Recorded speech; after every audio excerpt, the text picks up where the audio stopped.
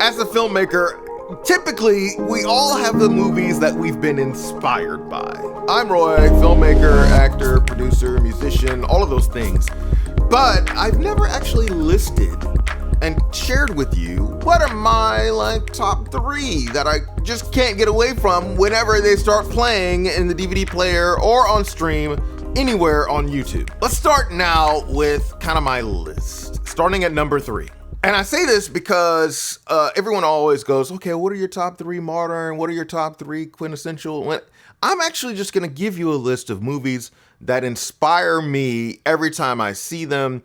Makes me want to make movies, makes me want to write movies, makes me want to create characters, that sort of thing. You'll find a little theme that I'm going to share with you at the very end. There's a theme to all these movies, and I won't spoil it for you, but there is a theme, okay? Starting with number 3, Inception. Okay, so Inception, you know, the Christopher Nolan movie. It's one of those movies where you don't know how it's going to end. It's got crazy stuff going on to it. The fact that you're in someone's mind.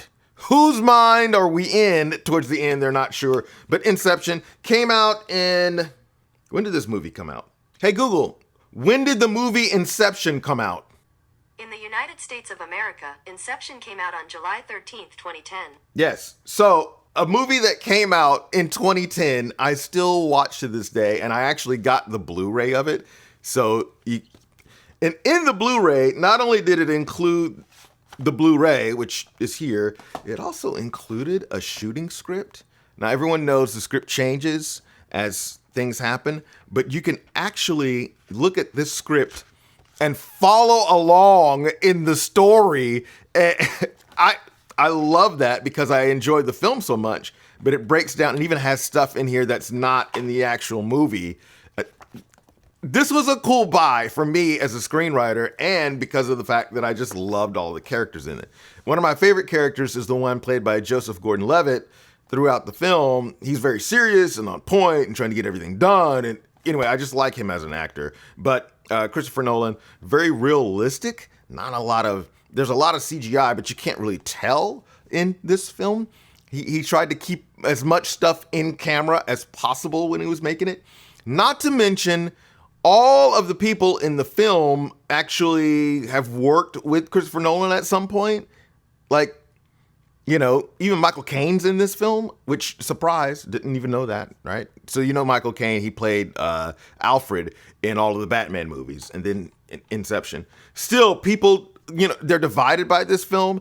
I just like to sit down and watch it because there's a lot of thinking and a lot of surprise twists and turns that are going into this.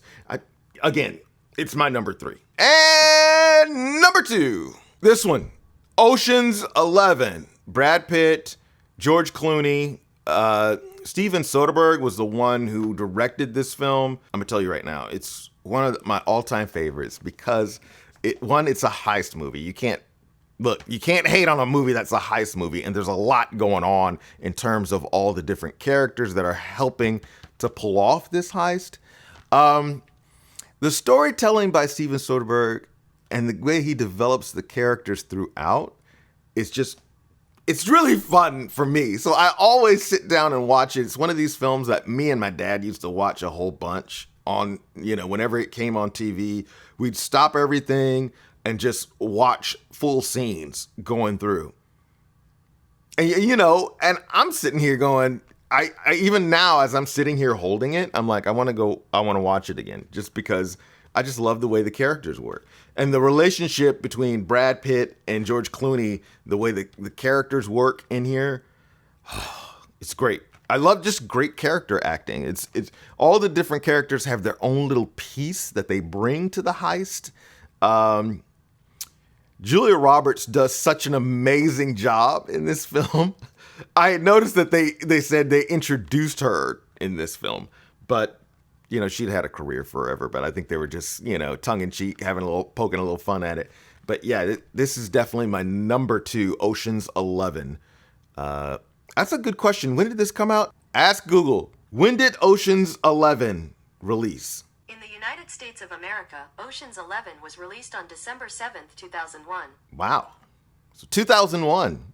And I still enjoy this film to this day. Before we get to my number one, I have to do an honorable mention because it's one of those films that me and my dad used to watch all the time, and I still watch it today because of the way that it was done. This honorable mention, of course, it's a classic, at least for me. Pirates of the Caribbean, the very first one. Hey Google, when did Pirates of the Caribbean release? In the United States of America, Pirates of the Caribbean, The Curse of the Black Pearl was released on July 9th, 2003. 2003. So do you say Caribbean or Caribbean? I know they're interchangeable, but they said Caribbean or Caribbean. So everyone knows Johnny Depp took the character in ways they didn't know it was going to happen. His friendships throughout this, as well as the mutiny, the way that the dialogue is written, I just love this film. You know, I love it because of the way that they pulled it together. Gore Verbinski just did a fantastic job, right? So every time it comes on, I stop, at least watch a scene or two, or probably watch the whole thing, depending on what time of night it is. Honorable mention, there you go, the original Pirates of the Caribbean from 2003. And my all-time favorite film that whenever it comes on TV or whenever it's on streaming, I just plop down and start watching it. Number one, Empire Strikes Back. I'm a huge Han Solo fan, okay? Yes. This film right here, Empire Strikes Back, Star Wars Empire Strikes Back, takes me back to my childhood. I did not see this film in the theater when it was originally released in the 80s. I think it was 1980, right? When did Empire Strikes Back release? In the United States of America, The Empire Strikes Back was released on May 21st, 1980. 1980. Okay, so yeah, I was too young to go to the movies at this point, but my mom actually had bought me and my brother a story read-along book that we put on our record player. I'm showing my age. A record player. We had a little 45 disc that we would put on the record player so that we could hear the little story and turn the pages as each character, C-3PO, R2-D2, would come up and read the story. So that was great. Obviously, the next movie, Return of the Jedi, we saw in theater. We were a little bit older then. But in 1980, this movie came out, and probably the thing that I love, or the scenes that I love the most in this, are the scenes with Han and Chewie.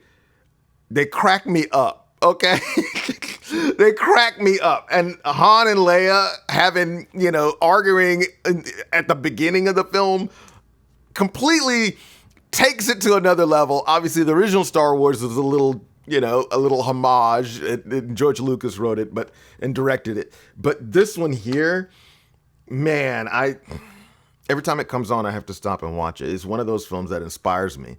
Now, I've mentioned my number one, and I saved this whole thing for at the end. I wanted to tell you what's the theme of all of these films.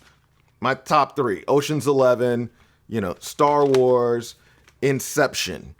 And I think you already know. All of these are great buddy films. They're all great friendship films. All of them really are. They all have that multi-character, a group of us are gonna do something in order to save the galaxy or rob a bank or rob someone's mind. In this case, plant something in someone's mind. We're gonna work together. So there are all these great buddy films, and I love that. That's probably one of the even this one here. We're all trying to do something in order to save the treasure. It's a great buddy film. These are the kind of movies that I like. Star Wars, Ocean's 11, Inception. They all buddy movies. All of them are working together. And yes, I actually have physical media so that I can watch it whenever I want to.